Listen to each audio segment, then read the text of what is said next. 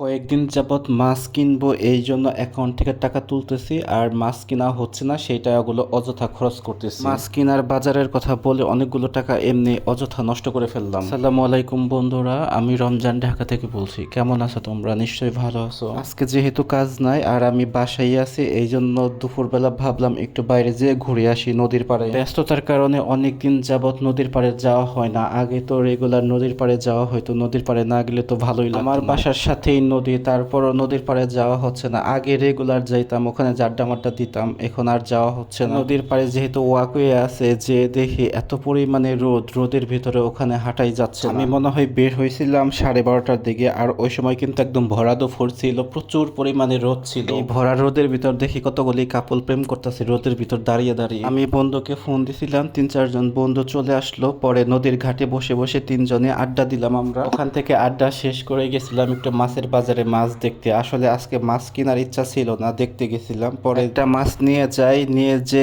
ভেজে ভেজে খাওয়া যাবে। মাছ না কেনার কারণ হচ্ছে আমি মাছ ধুইতে পারি না। প্রথমত ধুইতে গেলে হাতে কাটা লাগে আর হাতে গন্ধ আসে। কাঁচা মাছের গন্ধ আমার নাকে গেলে বমি আসে। এই জন্য আমি মাছ কখনো কিনি না। আর কিনলে পরে ওই বন্ধু যদি বাসায় থাকে তখন হচ্ছে কিনি, ওই মাছগুলি ধুয়ে দেয়। আজকে খুব কষ্ট করে মাছগুলো ধুইছি। প্রথমে ভাবছিলাম মাছগুলো এনে ফ্রিজে রেখে দেবো, পরে ভাবলাম না, ধোয়া মাছ ফ্রিজে রাখলে ফ্রিজও গন্ধ হয়ে যাবে, ফ্রিজের জিনিস রাখা যাবে না। আর মাছগুলোও পরে রান্না করে খেলে হয়তো বা গন্ধ আসতে পারে, এই জন্য কষ্ট মষ্ট করে আমি ধুয়ে ফেললাম। এইদিকে দেখো মাছ টাছ ধোয়ার পরে পুরো কিচেনটা ভালো করে একটু মুছে নিলাম, কারণ মাছের গন্ধ আসবে আর মাছের আঁশের গন্ধ তো আর আমি নিতে পারি না। এই জন্য ভালো করে কিচেনটা মাছ ধোয়ার পরেই ভালো করে একটু ধুয়ে নিলাম। আর এইদিকে সব মাছ ফ্রিজে ঢুকিয়ে রাখলাম, আর 2 পিস রাখলাম। 1 পিস আমি দুপুরে খাবো আর 1 পিস রাতে খাবো। এটা শুধু ভেজে খাওয়ার জন্য রেখে দিই। এই 2 পিস মাছ আবার লবণ দিয়ে ভালো করে ধুয়ে টুয়ে তারপরে এই যে মশলা দিয়ে মাখিয়ে নিলাম। ওই মাছ কিন্তু একদম মুসমুসে করে ভেজে খেতে খুবই ভালো লাগে।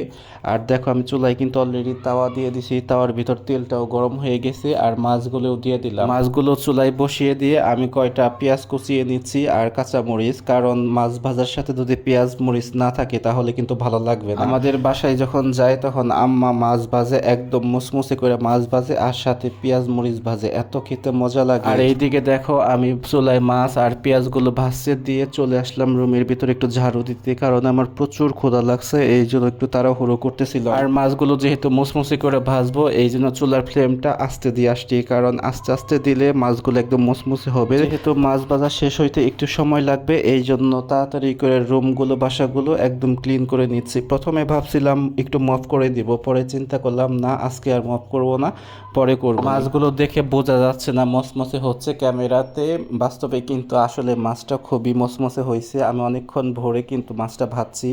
আর দেখো মাছ ভাজা শেষ হয়ে গেছে, এখন আমি তুলে নিলাম আর এখানে পেঁয়াজ দিয়ে দিলাম। এখন পেঁয়াজগুলো ভালো করে ভেজে নিব। কি যে একটা সমস্যা না, ভিডিওতে এডিট করার সময় ভয়েস দিতে সময় বাইরে থেকে এত পরিমাণে নয়েজ আছে, দেখতেই পাচ্ছ বাইরে কিন্তু পোলাপান চিল্লাইতেছিল, সেগুলো সাউন্ড হয়তো আসছে। দিনের বেলা দেখি কখন শব্দ নাই, ওই সময় এডিট করতে বসি, আর আমি যখন এডিট করতে বসি তখনই শব্দ আসে। এমনি আগে পরে কিন্তু নীরব থাকি, আমি যখন এডিট করতে বসবো ওই সময়টাতেই শব্দ করতে হবে। বন্ধুরা, একটা ভিডিও তৈরি করতে কিন্তু খুবই কষ্ট হয়, তো ভিডিওটা যদি ভালো লাগে একটা লাইক কমেন্ট আর একটা শেয়ার করে দিও। ভালো থেকো তোমরা, আল্লাহ হাফেজ।